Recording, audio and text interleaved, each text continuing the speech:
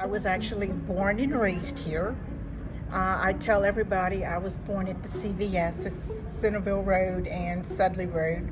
The Manassas Medical Center used to be there before they tore it down. So that's always funny. They look at me kind of funny.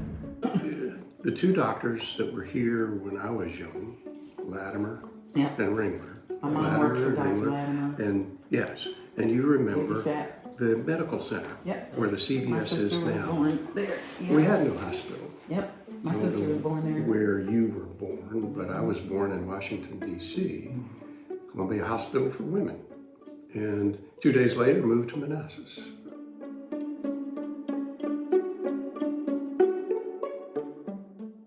But this community and the people living in it built our hospital.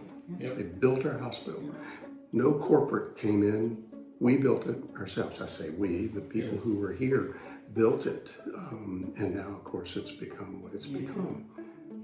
The hospital that we have here right now was started on account of this man named Kate Merchant.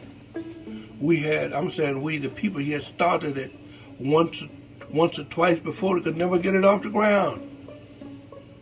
This fellow Merchant came in here and took over and said he'd started. He brought in this idea of making pledges. Everybody in this area, everybody around here make pledges to the hospital, and then the agency or the government would balance it out, and that's where we got our hospital from. And that's where the other end of the county down here got angry with us because we didn't go down there and solicit those people. And that's where Potomac Hospital came, got mad, and they went down and built Potomac.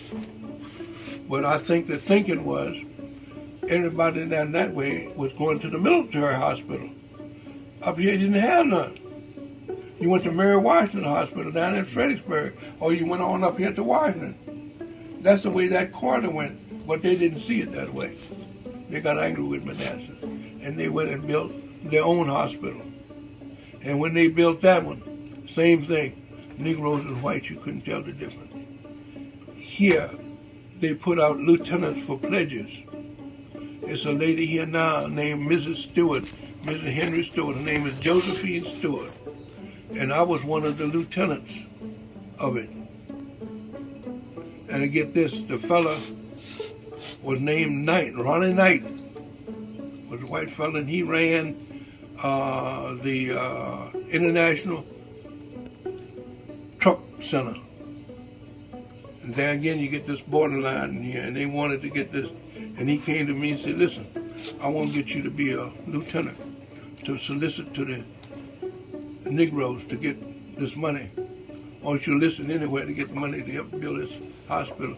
I said, man, I ain't doing nothing like that. That's what I told him, man, I ain't doing nothing like that. He said, yes, you are. That's what he told me. He said, yes, you are. So I was a lieutenant. This lady, when they got ready to pool the money up, this lady, Josephine, had turned in more pledges than most anybody else. And she got a certificate for it. Turned in the most pledges for that hospital out here. Well, I got a big shot because I was a lieutenant. And then he was on the board of it, so he got some of it too. But that's what it was when they built that hospital.